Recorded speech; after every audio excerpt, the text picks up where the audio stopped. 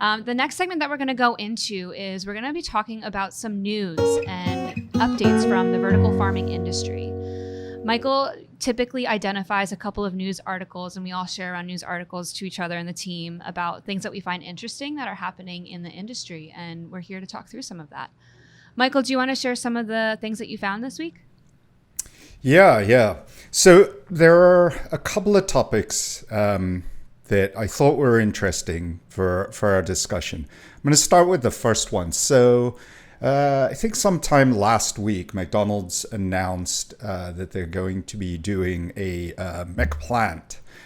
So apparently they've been piloting a PLT with Beyond Meats in Canada for a while last year, and they cut that, it sounded like around spring of this year.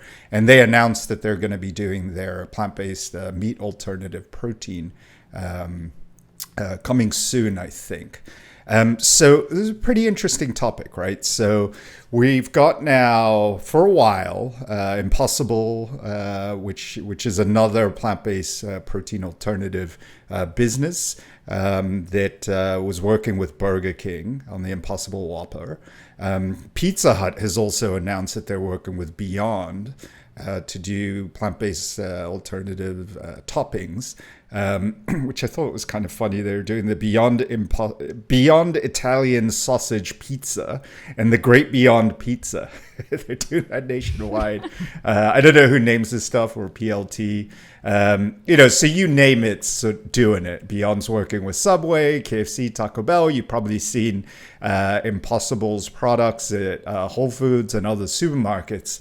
And there's a lot here that's kind of interesting, right? Is this sort of yet another, new thing that everyone's all hyped about, or is this going to be a big market? There's some estimates that it's a $35 billion market by 2027, but there's a lot to this. Right, it's they're claiming sustainability, they're claiming a resilient supply chain, all these types of topics that they're linking to plant-based alternatives. So, what are your thoughts on that? What are your thoughts on where this is going? Is it real? What does it mean that a McDonald's and a Burger King and a KFC and others are jumping on board?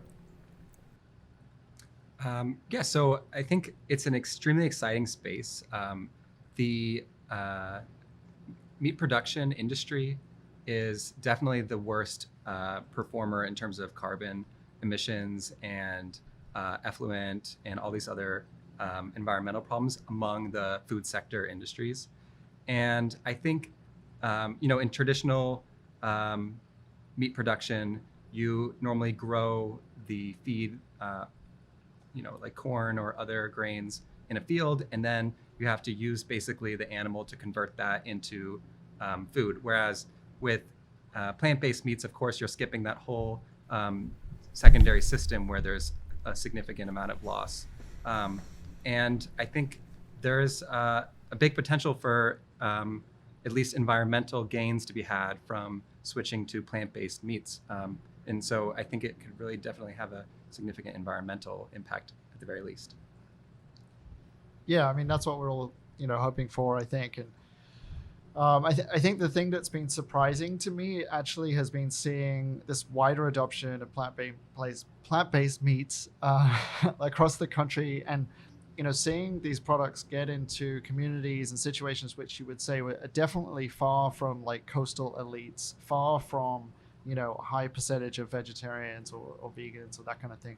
And you're seeing like this wider and wider adoption. And it's been, I think, incredibly impressive. And if you had asked me, 6 or 7 years ago, like, is this going to happen as fast? I probably would have said, no, I don't think it will, because I think people would take longer. But I think people are clearly keen on this stuff. And, the other thing is if you're McDonald's and you see this kind of potential out there, it seems like, it's just a really good bet for them, because actually it's a simpler supply chain for them. It's, more environmentally friendly. From a food safety perspective, it's a lot easier, because if you look at the food safety implications of creating a processed plant product versus creating a processed meat product, you eliminate sort of 95% of the potential contaminants and pathogens and problems and that kind of thing. So I think that's really great. And I think that, one of the exciting things about this, and maybe we'll get on to cultured meat a little bit later on, but is that actually the price point, obviously, of these pretty good plant-based meat alternatives has come down and down and down. And so,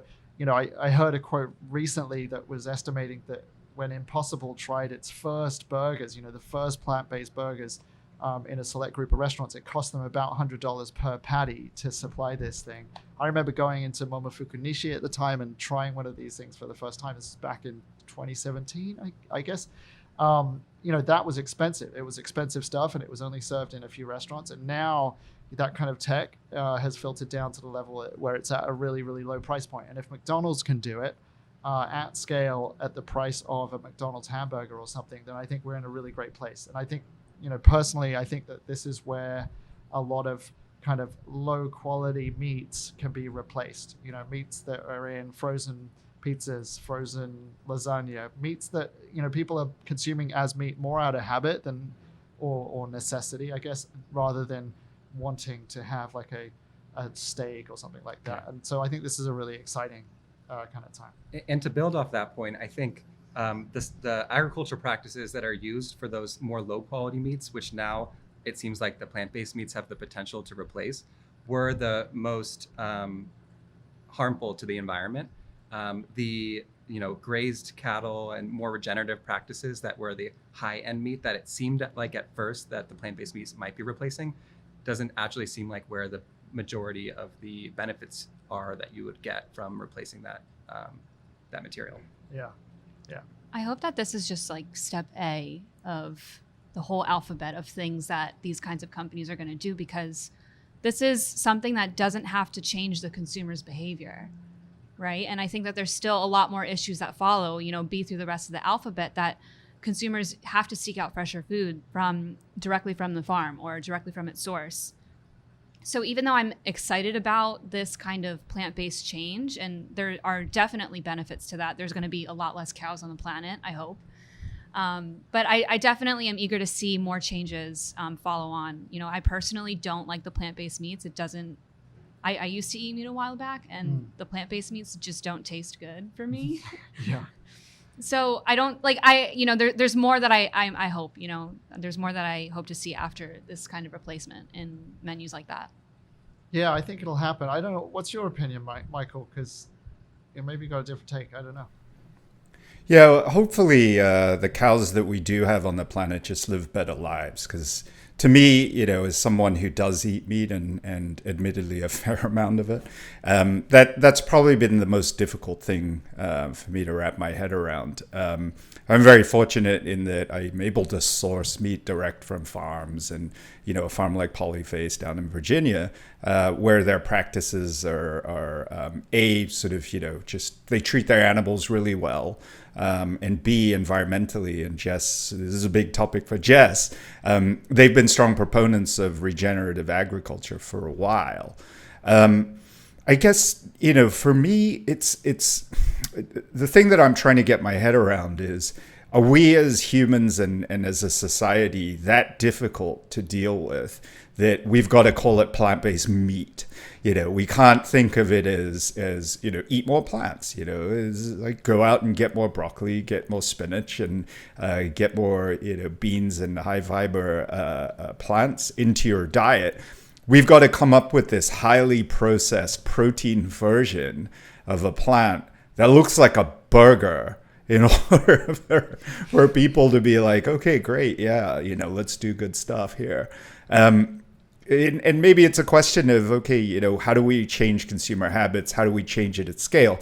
Does it take something like a McDonald's or a Burger King and others where, frankly, and I don't mean to be rude about this to anybody who enjoys those types of meals, but, that's not really food, right? It's like stuff to put in your stomach. There's not much nutrition in it.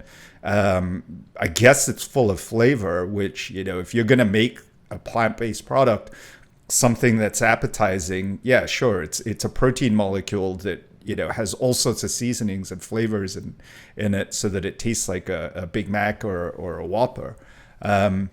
But I guess that's the thing that I'm struggling with. Is this the way that we get through to consumers, or are there other approaches, and kind of on that whole spectrum of things, where can this fit in? I think that's a really interesting point, because I think one sort of criticism of the plant-based meat products are that they're not necessarily like healthy. They're not like eating vegetables, really.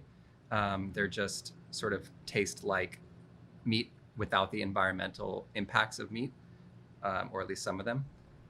So can we move to a place where, it tastes like meat and is healthy for you like vegetables, or is that just not possible? I think it's a separate component of the plant-based meat industry that hasn't been really tackled. Yeah, I mean, I guess I go back and forth on whether I believe consumer behavior can actually change, and so I'm personally somewhat happy with saying, okay, there's this product on the market now. For people to shift the environmental impact of their diet, they do not have to change. And if they want to change, there's also this whole world of vegetables and real food out there. But we don't. I guess what we don't have to do is force someone to change the kind of things they eat, as well as the ingredients that are within them, and I think that's a good thing. But yeah, I think there is this other underlying problem, and you see it, in obesity rates and diabetes and heart disease and all kinds of other related lifestyle illnesses that plague Western societies. It's like there's just a fundamental problem with the things that everybody eats. Yeah, I think it's good that we can decouple the two things, because obviously, these plant-based meats can get adopted very, very quickly. I think there's a longer-term conversation that starts at like school, it starts at home, about what do we eat, how do we eat it, where do we get it from, can people cook for themselves, is there, are they eating whole foods, and all this kind of stuff. But yeah, like I think that's probably going to take 50 years. I don't know. That even sounds optimistic. I don't know. Whereas this might take, just 5 or 10 years for people to maybe switch to predominantly plant-based meat alternatives. So there's a big push from big meat companies to stop cell-based meat or plant-based meat from being called meat. It was similar with the almond milk and that type of thing, and ultimately you can still buy something that's called almond milk.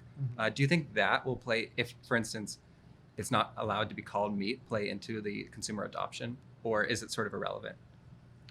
I see it a little bit like Trump contesting, vote counts in Georgia or something like that. I mean, for me, it's a distraction, and I think in some jurisdictions you can see in some parts of Europe that has been successful. The manufacturers had to change, the nomenclature. I think in other areas it won't be as successful. I don't think that's actually going to stop, because first of all, you'll see companies like Tyson investing in these meat alternatives anyway. So they, like, a lot of these companies recognize that they have to be part of this new solution, I think. And I think otherwise it's attractive for the consumer, it's attractive for the supply chain, it's attractive, well, I guess for the society, right, to support this kind of stuff. So I don't know. I don't think that's going to stop it in the long term, but I don't know. Maybe everyone else thinks differently, but I just think it's a distraction, What do you think? So I'm sorry, I know you're going to say something. No, go ahead. Okay. Where does lab-grown meats fit into this? Well, I mean, lab-grown meats are still, not a scaled product at this point. I mean, so there's a long way to go in product development. I think right now about now the price per serving of lab-grown meat is $50 or so. But the concept that you can eat a real animal meat without killing an animal is insanely cool, and I think has even bigger potential than plant-based meat. Honestly, it could be something that completely replaces cattle in that whole process, because it is essentially the same product. So I don't know. What do you guys think about that? Yeah, I mean, I agree. I think there's a huge amount of potential there. I think the price point will come down. It's inevitable. It's like solar. It's sort of like, dramatically dropped in price over the last 40 years. LEDs have done a similar thing, which is why we're able to have a farm like this. I think lab-grown meat is only going to get more and more cheap and more prevalent. I think there is a question about, what it looks like in the sort of premium meat form factor, which is a weird phrase, but like, for the people who want to buy a Kobe beef, or they want to buy a duck, or they want to buy, something like that, where the whole item, the physical structure, how it cooks, like fat, all that kind of stuff, that is like a key part of it. And so I think it seems inevitable that in 20 or 30 years you will be able to reproduce like a perfect duck breast or something like that in a lab grown setting. And I think at that point then you've got a full suite of options. You've got a premium option which is maybe lab grown, you've got a lower cost option which may be purely plant-based. There may be even, I don't know, some combination of the two. Technology-wise, if you look at how these things are constructed, they don't all necessarily need to be, cells growing upon cells. And so I think it's great to have all those options there. Personally, I don't think I would eat the lab-grown meat, but that's my personal preference. I think there'll be a lot of people out there who, if they could eat lab-grown meat and it tasted as good and it was, the same form factor cooked the same, like they'd be super excited about it. So it seems like a winner. I love the idea of the environmental benefits of this, but then do you get that sense of connection to lab-grown meat the way that, I would with a farm-grown animal? I don't know. Well, they've done these demonstrations where they present the chicken from a cell-grown meat process and the live chicken in the same room. So you're eating this chicken that's still alive. And so from that perspective, the connection is, even greater to a live animal. But I don't know. I think, and from my personal perspective, plant-based meat doesn't have the potential to completely replace animal agriculture, but cell-grown meat might. So in that sense, it's a really transformational change.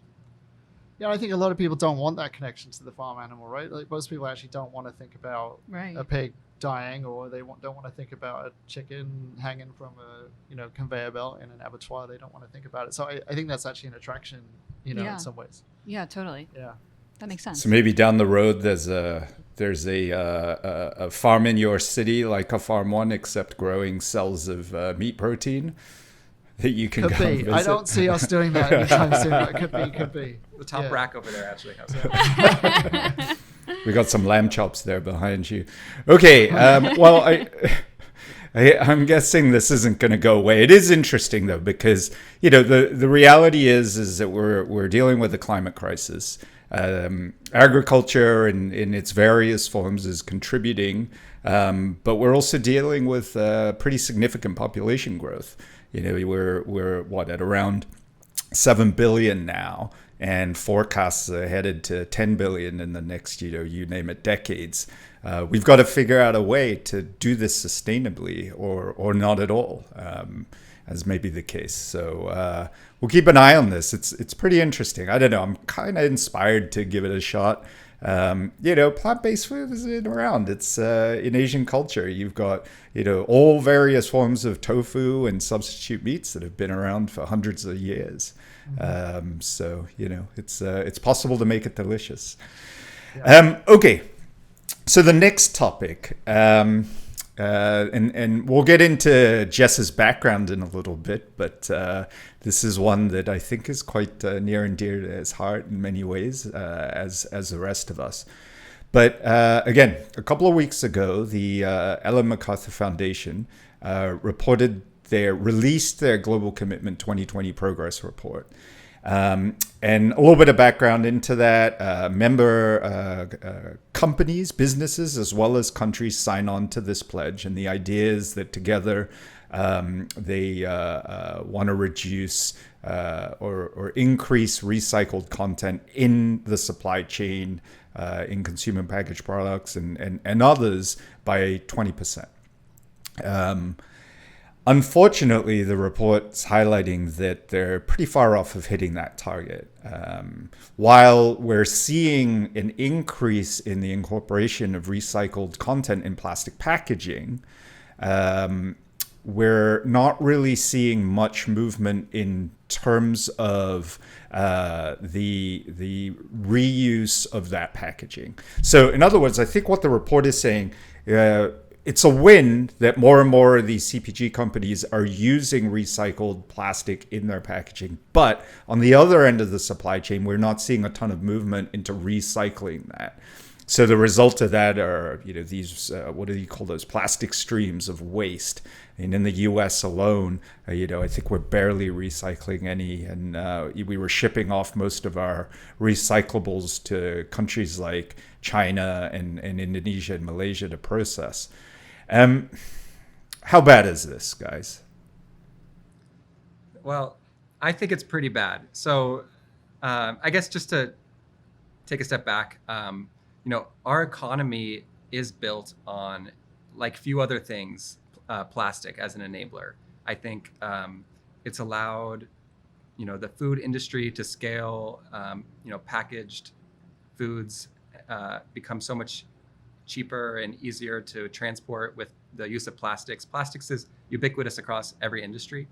And up until recently, people have just been thinking about plastics as a linear process, taking it from virgin stock, from petroleums, and ending it up in a landfill. And I think, as the Ellen MacArthur Foundation and many others have realized, is recycling, really isn't the solution to this giant problem. There's so much plastic waste entering the ocean, which is causing tremendous harm to those marine ecosystems. By 2030, the amount of plastic on the market is expected to double, and the amount of plastic entering the ocean or in the ocean is supposed to quadruple. So it's a significant problem, and I think every company should have a responsibility to think about their plastic use. Yeah.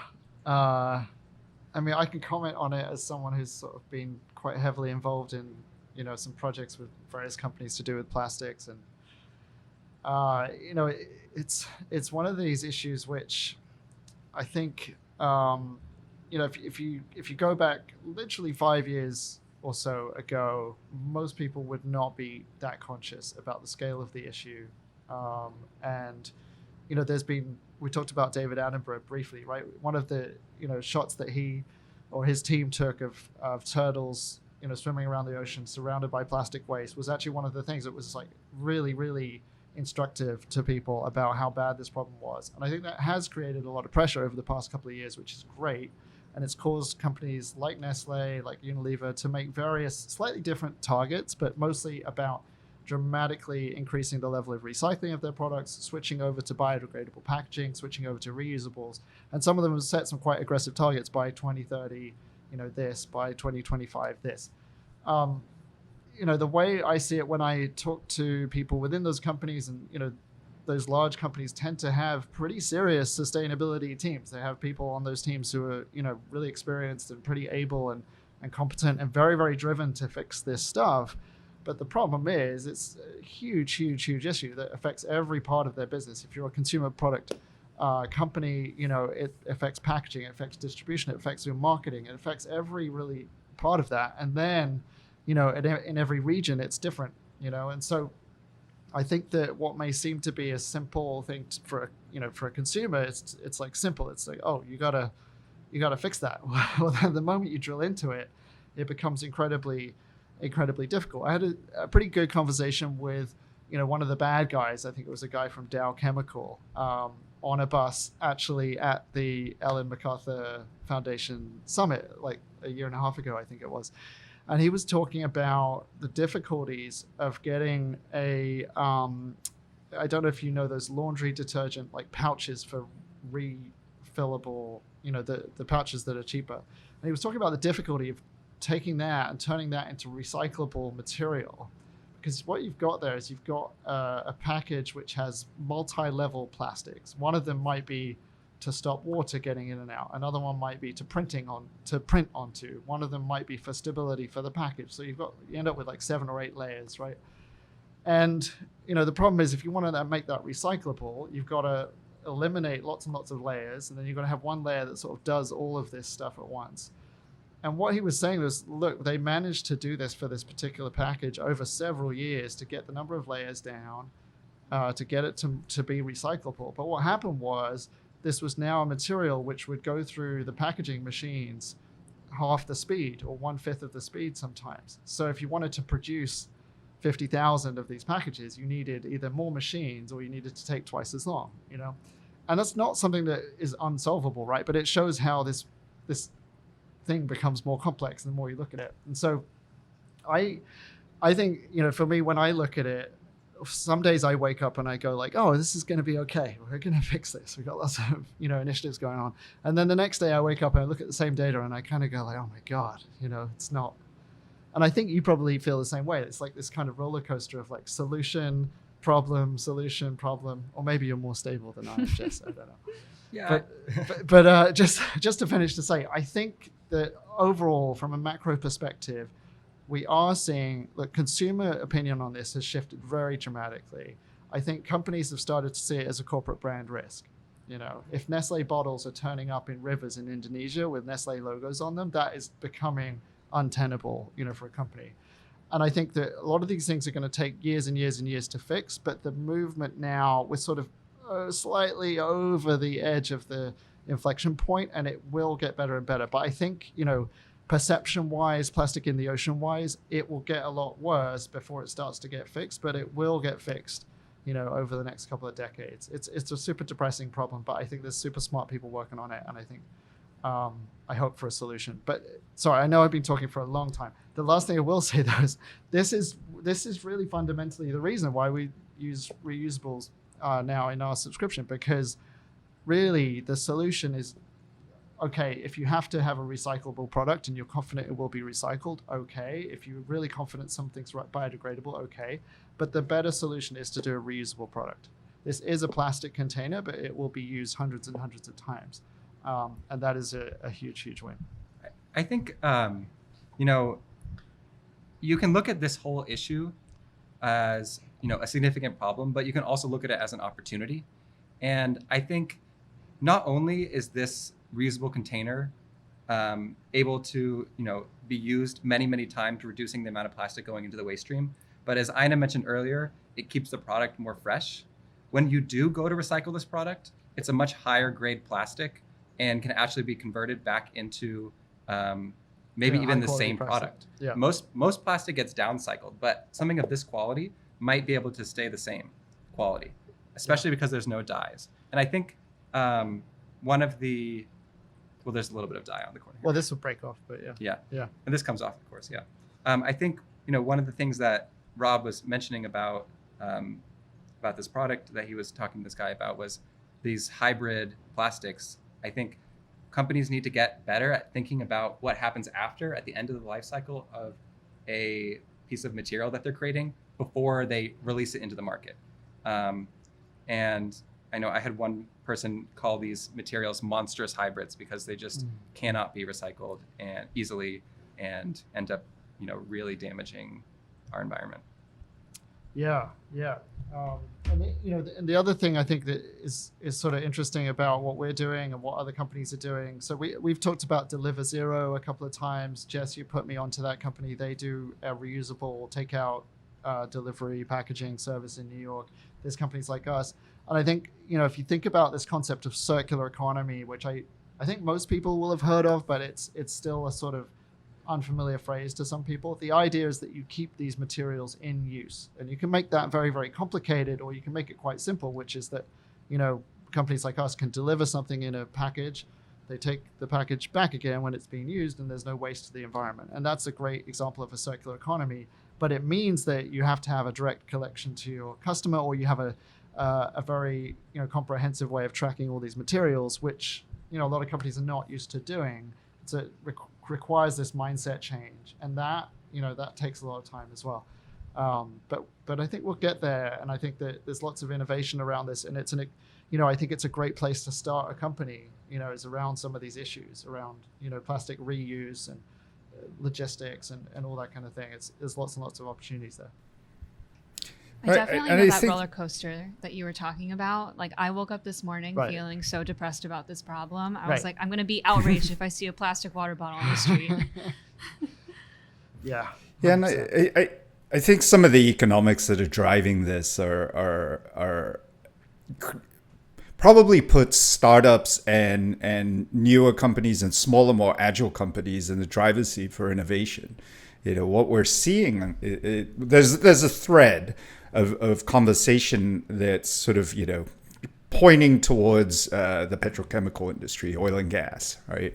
Where, they're seeing the demand for fossil fuels because of alternatives from renewables and others. They're seeing their core markets start to go away. So where do they turn to?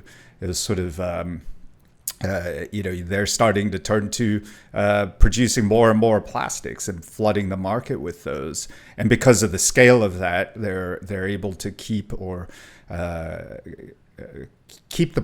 the price and cost of virgin plastics really low. So then the choice for a Pepsi or a Coke or Unilever comes quite obvious, right? When you're running a business like a Pepsi and a Coke that's so competitive, where the margins are so thin, where every quarter you're struggling to meet a couple of % growth, taking a hit to go for more expensive or making the courageous bet and investment into recycled plastics is going to be a real hit on your bottom line, and changes the economics of that pretty dramatically.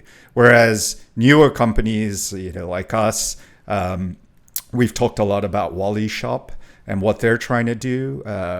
Where they're selling, essentially bulk items, but in reusable and returnable packaging. Models like that, I think, become really interesting. Obviously, it's a question of scale. But to me, that seems where we're going to see a lot more movement and where it gets really interesting.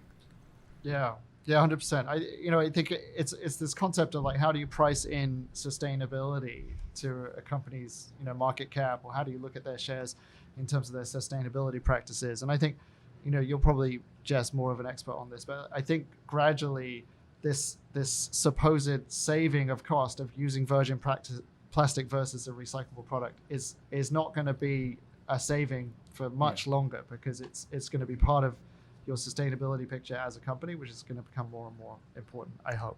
Yeah, I was going to say the same thing. I think it comes down to a sustainability management problem for these businesses.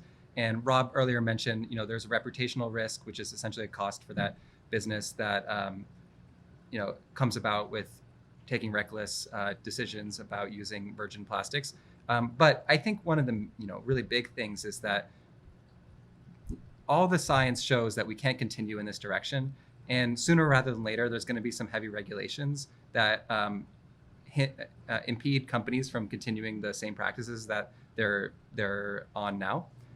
And I think if you don't get started on building up a sustainable supply chain, deploying sustainable packaging, start incorporating some more of these circular economy business models into your company's business, you're going to be behind and at a severe disadvantage when the day of reckoning comes, basically.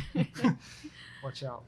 The economics around it is very interesting, because when we were considering the reusable packaging, based off of just one customer for a year, we would save 90% in cost savings just from transitioning to this reusable packaging model. But it works for us because we're having a direct interaction with our customers on a weekly basis. Yeah. The funny flip side of that is, I remember when we started to introduce reusable packaging for our chef sales a while ago, and actually it was cheaper for us, but some of our farm workers didn't like it because they had to wash the package and store it correctly, and they had to make space to dry it. And it was actually a pain, but we believed in it and we tried to do it. And so it can go both ways, unfortunately. Yeah. Well, I'm looking forward to seeing how we and companies like us continue to innovate on this and put some options and alternatives out there. I mean, we may not get it right all the time with this, but we're trying. And even with the reusable packaging that we have, it was really a question of looking for the operational processes that made it make sense. And it's possible. I think we're proving that it is possible, even for a company of our size, to be able to offer a pretty good alternative to it. So, yeah, and I think. Oh, sorry. Well, there'll be a lot more of these circular economy enabling businesses that start popping up, like Loop and other things that help businesses create, a packaging program like what we did or something like that. Yeah, and just to wrap this up, I was just listening to a Silicon Valley investor on Kara Swisher's podcast, and his thing is that he thinks the first trillionaire on the planet's going to come out of the climate crisis. So, yeah, I was listening to the same thing. He's also got a COVID testing machine, right, so that he can play poker with his friends. He's got a COVID testing machine at his house. Yeah, I guess he really likes poker. Yeah, I guess so. Yeah. Awesome. Well, thank you so much. Thank you all three of you for that engaging discussion about the news in the farming and vertical farming industry.